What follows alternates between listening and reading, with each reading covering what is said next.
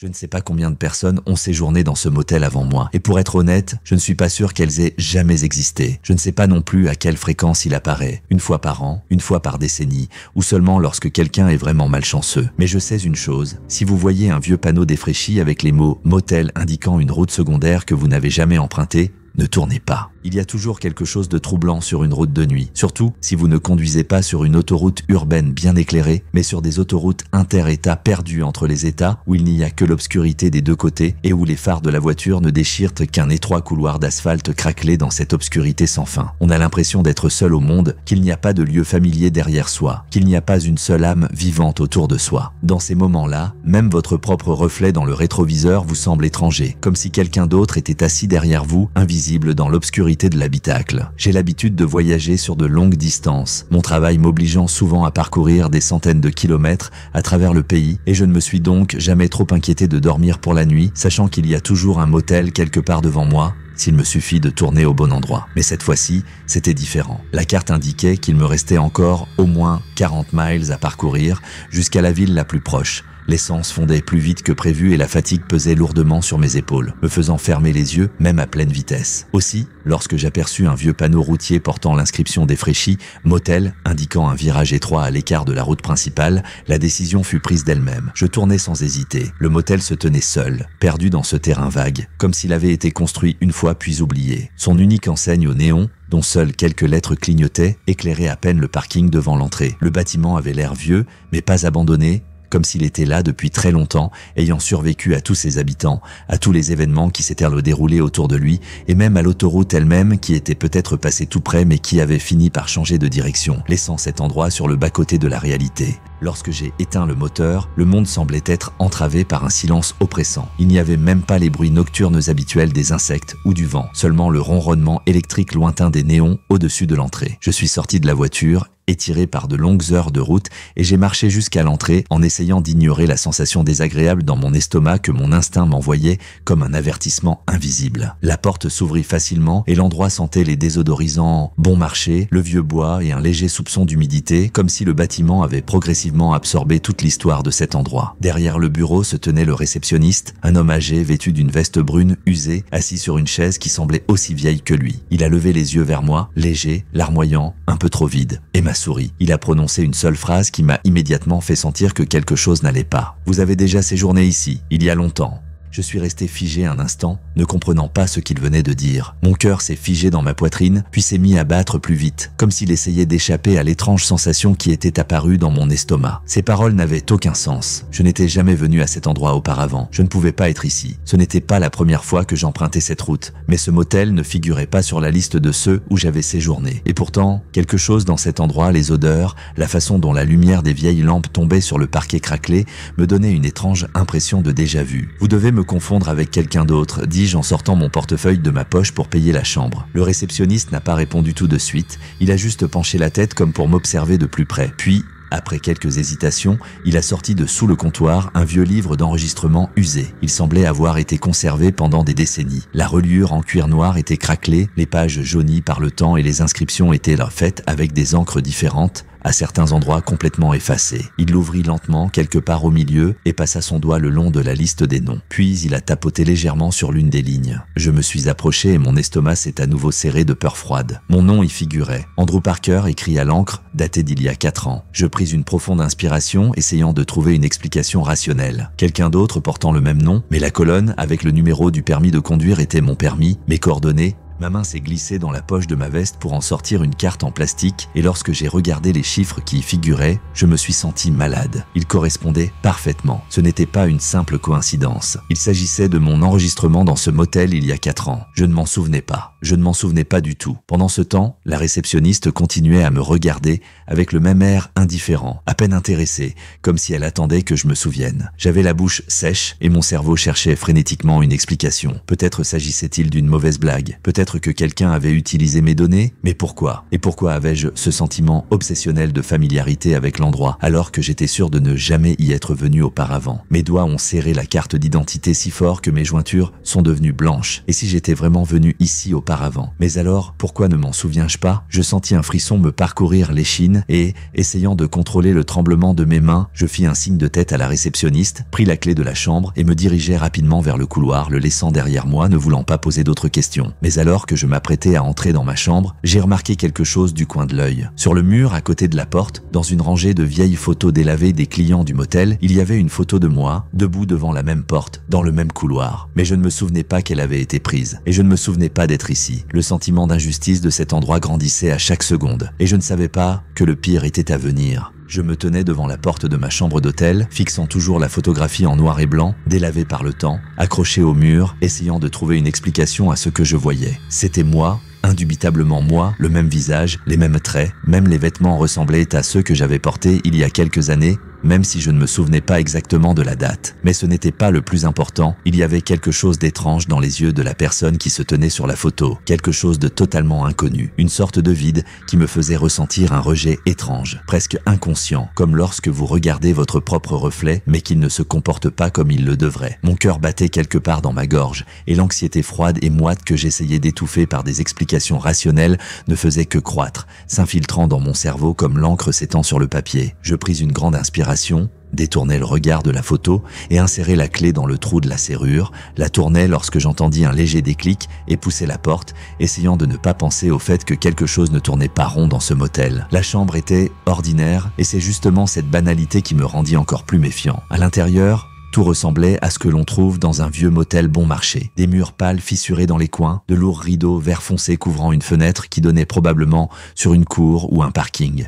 Un lit double standard avec une couverture un peu défraîchie. Un petit téléviseur avec un plasma en verre épais. Une télévision à écran plat et une télévision à écran tactile. Une petite télévision avec un écran plasma en verre épais encastré dans le mur. Un vieux téléphone sur la table de nuit qui n'avait probablement pas fonctionné depuis longtemps. Et une légère odeur d'humidité qui flottait dans l'air comme un rideau invisible. Je suis entré, j'ai fermé la porte et j'ai soupiré, essayant de me calmer. Tu es juste fatigué, me suis-je convaincu. Ce n'est qu'une coïncidence, juste une personne semblable sur la photo, juste une stupide inscription dans le registre, rien de plus. Mais à l'intérieur, quelque part au fond de mon esprit, quelque chose d'autre me chuchotait, me disait que j'étais déjà venu ici, que j'avais déjà vécu cela, que quelque chose d'important m'échappait, comme des fragments de souvenirs que j'avais jadis repoussés. J'ai jeté mon sac sur la chaise à côté du lit, j'ai enlevé ma veste, je me suis dirigé vers l'évier, j'ai fermé le robinet et je me suis lavé le visage à l'eau froide en regardant mon reflet dans le miroir au-dessus de l'évier. L'eau était froide, presque glacée, et elle m'a un peu libéré l'esprit, me faisant expirer et me détendre un peu. Mais lorsque j'ai relevé la tête et que je me suis regardé dans le miroir, quelque chose m'a figé sur place, retenant ma respiration. L'eau coulait toujours.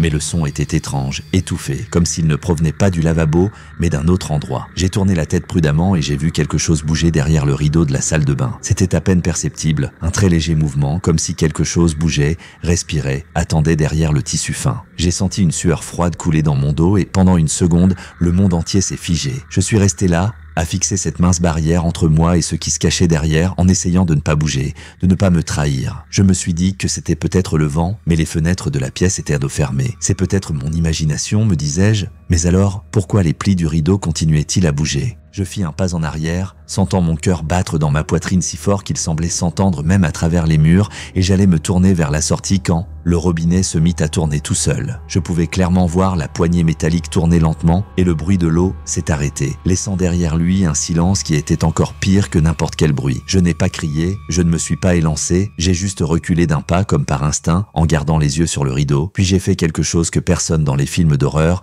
ne fait jamais. Je me suis retourné et j'ai rapidement quitté la salle de bain, en claquant la porte et en m'y adossant, en respirant bruyamment. Ce n'est pas possible, ce n'est que de la fatigue, c'est juste. Et puis il y a eu un bruit sourd et lourd, comme si quelqu'un avait lentement posé un pied mouillé sur le carrelage de la salle de bain. J'ai failli courir vers la sortie, mais je me suis arrêté. Si je m'enfuyais maintenant, je ne découvrirais jamais ce qui se passait ici. J'ai respiré, je me suis forcé à me calmer et j'ai décidé de rester. Mais je ne savais pas que je n'allais pas dormir cette nuit-là. Je me suis assise sur le lit, sentant l'angoisse froide s'insinuer plus profondément, serrant mes côtes de doigts invisibles, et le silence qui emplissait la pièce semblait trop épais, presque tangible, comme l'air gelé avant un orage. Je ne pouvais même pas me résoudre à bouger, comme si, au moment où j'ouvrais la porte de la salle de bain et sortais, quelque chose d'important avait été laissé derrière moi, quelque chose qui ne permettait plus à cette chambre d'être une simple chambre de motel. Mes yeux glissent lentement sur les murs, à la recherche d'un changement, d'un détail qui pourrait expliquer ce qui s'est passé il y a quelques minutes. Le lit, les rideaux sombres, la télévision, le téléphone sur la table de nuit, le décor désuet qui donnait un sentiment étrange d'oubli, comme si la chambre avait été figée dans le temps il y a des années et qu'elle n'avait jamais changé depuis. J'ai essayé de me forcer à trouver une explication logique à ce que je voyais. Peut-être étais-je tellement épuisé que mon imagination s'est mise à créer des choses qui n'existaient pas. Peut-être que les rideaux de la salle de bain bougeaient vraiment à cause d'un courant d'air que je n'avais pas remarqué. Mais le son que j'entendais, ce bruit sourd, visqueux, presque collant d'un pied mouillé qui marche sur un sol froid, était réel. Je le savais, je le sentais sur ma peau, tout comme je savais que, même après avoir fermé la porte, quelqu'un était encore dans la salle de bain. J'ai frotté mes paumes sur mon visage, essayant de me calmer, et au même moment, mes yeux se sont posés sur le vieux téléphone posé sur la table de nuit. Il semblait ne pas avoir été utilisé depuis des décennies, recouvert d'une fine couche de poussière, avec de petites fissures dans l'étui et des touches légèrement jaunies qui semblaient avoir perdu leur fonctionnalité depuis longtemps. Mais à ce moment précis, quand je l'ai regardé, il a sonné. Un son aigu et prolongé a brisé le silence de la pièce et j'ai reculé, sentant quelque chose de lourd, presque mortel, s'installer dans ma poitrine. C'était impossible. Cela dépassait toutes les limites de la réalité. Je n'ai pas décroché le téléphone. Je suis resté assis là, les yeux écarquillés, fixant ce maudit téléphone qui n'aurait pas dû fonctionner mais qui, pour une raison ou une autre, a sonné encore et encore, interrompant ce silence de mort nocturne qui était déjà devenu une sorte de havre de paix pour moi. J'ai alors commis l'erreur de tendre la main et de décrocher le téléphone. Pendant quelques secondes, il n'y a eu que du silence, si profond que je pouvais entendre ma propre respiration, entendre les légères interférences électrostatiques qui sifflaient dans le téléphone, comme des voix qui ne trouvaient pas leur son. Et puis, j'ai entendu ma propre respiration. Quelqu'un à l'autre bout du fil respirait de la même façon que moi. Je me suis figé, mon cœur battait quelque part dans ma gorge et ma peau était couverte d'une chair de poule si dure que j'avais l'impression d'être brûlé par le froid. Ce souffle, c'était le mien, mais je ne respirais pas dans le téléphone. J'ai lentement éloigné le combiné de mon oreille, incapable d'écouter cette impossible image miroir de mon propre souffle, et je l'ai reposé sur la base du téléphone,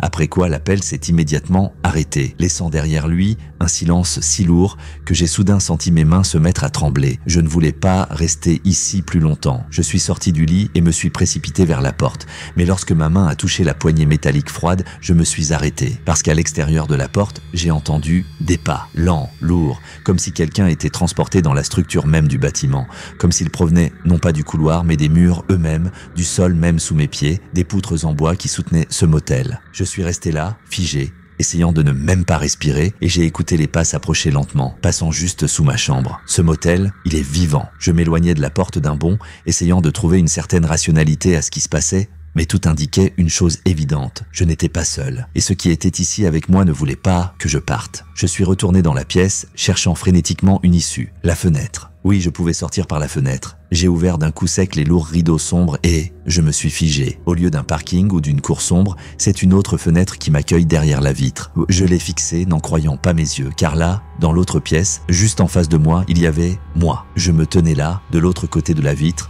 me regardant, tout comme je le regardais lui. Mais il y avait un détail qui me glaçait de l'intérieur. Je souriais dans cette pièce, comme s'il savait quelque chose que j'ignorais. Et avant que je ne puisse réagir, les lumières de la pièce se sont mises à clignoter, la télévision s'est allumée toute seule, projetant un bruit statique sur l'écran. Et ma propre voix est sortie du haut-parleur, disant quelque chose que je n'avais jamais dit auparavant. Vous avez déjà vécu cela, mais cette fois, tu ne partiras pas. Au même moment, la porte du couloir a grincé et j'ai entendu quelqu'un entrer. Je n'ai pas hésité plus longtemps. Je devais trouver un moyen de sortir et je devais le faire maintenant. Je ne me souviens pas exactement comment j'ai fait le premier pas en arrière lorsque la porte du couloir menant à ma chambre a commencé à s'ouvrir lentement et sans bruit, libérant quelque chose d'invisible de l'obscurité, quelque chose dont j'ai senti la présence non pas tant physiquement que dans tout mon être, dans chaque cellule de mon corps, qui savait déjà au niveau de l'instinct que si je restais ici, ne serait-ce qu'un instant de plus, je disparaîtrais. C'était comme une secousse brutale au sortir d'un rêve, comme un choc électrique qui pénétrait mon corps et faisait circuler la panique dans mon sang avec une telle force que je ne me rendais même pas compte de ce que je faisais. Un seul désir pulsait dans ma tête. Courir, juste courir. Sortir d'ici le plus vite possible, s'échapper de cet endroit tant qu'il me le permettait encore. La serrure, qui qui avait cédé à mes mouvements il y a quelques instants, semblait maintenant faire partie d'une solide structure métallique qui défiait les lois de la physique, ne réagissait pas à l'effort et restait complètement immobile, comme s'il ne s'agissait pas d'une simple structure de porte, mais d'une partie de ce foutu motel qui m'avait finalement enfermé pour ne plus jamais me laisser partir. Je me suis retourné, cherchant frénétiquement un moyen de sortir, mais je me suis arrêté lorsque j'ai remarqué que la fenêtre ne montrait plus ma chambre. De l'autre côté de la vitre, au lieu d'un parking vide, il n'y avait qu'une autre chambre identique avec mon sosie debout, toujours souriant, mais cette fois le sourire était plus profond, sa bouche était trop large, ses yeux ne clignotaient-ils pas et quelque chose dans ses expressions faciales ressemblait à une photographie qui avait pris vie et qui me fixait maintenant directement, comme s'il attendait que j'abandonne. J'ai senti mon souffle se couper. Un poids pesait sur ma poitrine, mes doigts se serraient en poing alors que je réalisais qu'il n'y avait pas d'issue. Mais cela ne signifiait pas que j'allais abandonner. Quelque chose me disait que tous ceux qui étaient déjà venus ici, tous ceux dont les ombres rôdaient encore dans les couloirs, dont les chuchotements résonnaient derrière les murs, avaient tous commis la même erreur fatale. Ils avaient obtempéré. Ils croyaient que le motel était plus fort qu'eux, qu'il contrôlait tout et qu'il n'y avait pas d'issue, mais je ne voulais plus me plier à ces règles. Si toutes les sorties sont bloquées, si tous les couloirs reviennent en arrière, si les portes que j'ouvre ne mènent pas là où elles devraient, cela ne signifie qu'une chose. Il y a un endroit où le motel ne veut pas que j'aille. Je me suis soudain souvenu du moment où, en passant devant la réception, j'avais vu une porte fermée au bout du couloir, recouverte de planches de bois, comme si elle avait été clouée à la hâte pour empêcher quiconque d'aller plus loin, comme s'il y avait là quelque chose qui n'aurait pas dû être ouvert. Et si cet endroit est fermé, c'est qu'il y a là quelque chose qui peut briser ce cycle. Je n'ai pas perdu de temps. Je me suis précipité vers la table, j'ai saisi la lampe en métal et j'ai brisé la vitre sans hésiter, sans faire attention à la façon dont les éclats m'entaillaient le bras, laissant des coupures sanglantes et sans penser au fait que le double se tenait toujours là, de l'autre côté de la vitre,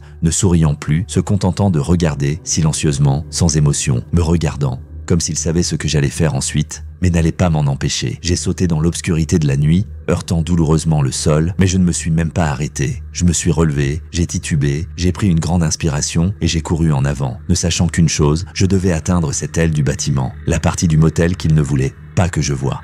L'obscurité autour de moi semblait artificielle, comme si l'air était devenu lourd et épais, comme si chacun de mes mouvements était ralenti, comme si la réalité elle-même essayait de m'arrêter. Mais je l'ai traversée, haletant, sentant mon cœur battre dans ma poitrine si fort qu'il semblait qu'un peu plus et il allait exploser à cause de l'effort. J'atteignis la porte qui menait à l'aile cachée aux invités et au moment où j'attrapais la poutre de bois qui bloquait le passage, j'entendis des pas rapides et lourds derrière moi. Quelqu'un courait derrière moi, je n'allais pas me retourner. Je n'allais pas regarder qui c'était, car je savais que si je regardais, si je m'attardais ne serait-ce qu'une seconde, cet endroit ne me laisserait pas partir. J'ai saisi la planche, je l'ai tirée par à-coups, j'ai senti le bois céder avec un craquement. La porte s'est enfin entr'ouverte, laissant échapper une odeur épaisse et stagnante de brûlé, de poussière, d'humidité, l'odeur d'un lieu oublié et enterré depuis longtemps. Et puis j'ai senti un coup aigu, douloureux, si fort que le monde entier bascula brusquement, que tout mon corps trembla et que quelque chose de tranchant, de terriblement chaud et de glacial à la fois me transperça le flanc. J'ai titubé en arrière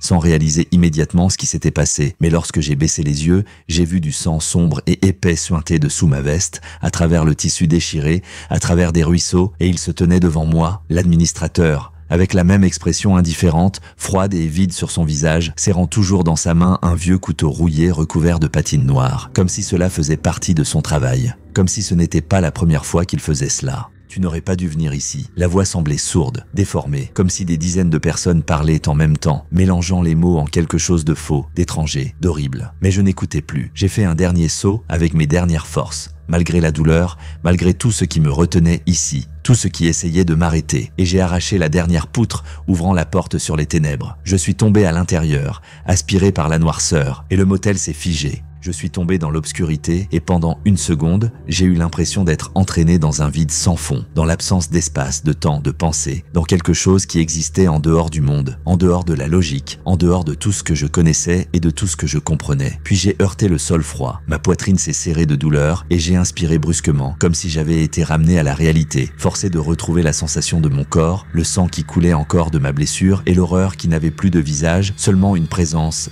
seulement le fait de savoir que j'étais au-delà. Je levai lentement la tête, scrutant l'obscurité devant moi, et je vis des squelettes. Ils étaient éparpillés au hasard sur le sol, en partie recouverts de cendres, en partie encastrés dans des planches pourries, leurs os étaient fragiles et carbonisés, et de vieilles choses gisaient entre eux. Des verres cassés, des vêtements pourris, des feuilles de papier jauni qui avaient peut-être été des notes ou des documents. Ce sont les gens qui sont venus ici avant moi, ceux qui n'ont pas pu sortir. J'ai frissonné, Non pas à cause du froid, mais parce que j'ai réalisé que j'aurais pu être l'un d'entre eux, qu'un instant de plus m'aurait suffi pour me dissoudre dans cet endroit, devenir une autre ombre dans le motel, un autre nom dans le registre. Mais je n'étais pas obligé de rester ici. Je me suis levé, m'appuyant sur le mur, inspirant de douleur car la blessure dans mon flanc me brûlait. Chaque mouvement faisait vaciller le monde, mais je me suis forcé à marcher, à avancer, même si je ne savais pas où j'allais. Il y avait une autre porte devant moi, la seule. Elle était vieille et brûlée, mais derrière elle, je voyais de la lumière. J'ai fait un pas, un autre, et quand j'ai touché la poignée de la porte, j'ai entendu des voix derrière moi.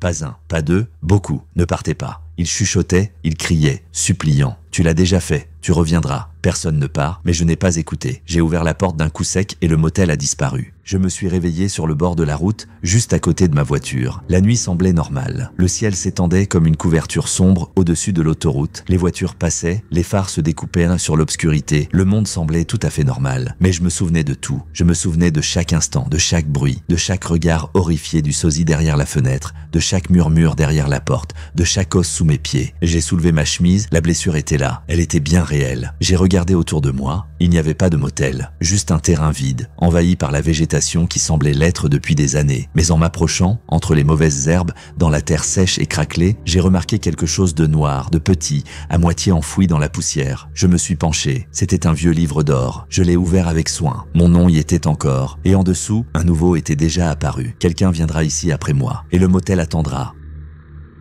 Si vous avez aimé cette histoire, ne manquez pas ma dernière vidéo sur la malédiction de la famille, ou l'histoire de l'école abandonnée dans laquelle on peut entendre les voix de ceux qui ne devraient plus être là. Cliquez sur la vidéo maintenant et abonnez-vous à la chaîne pour ne pas manquer de nouvelles histoires effrayantes qui vous feront douter que le vrai mal n'arrive que dans les films.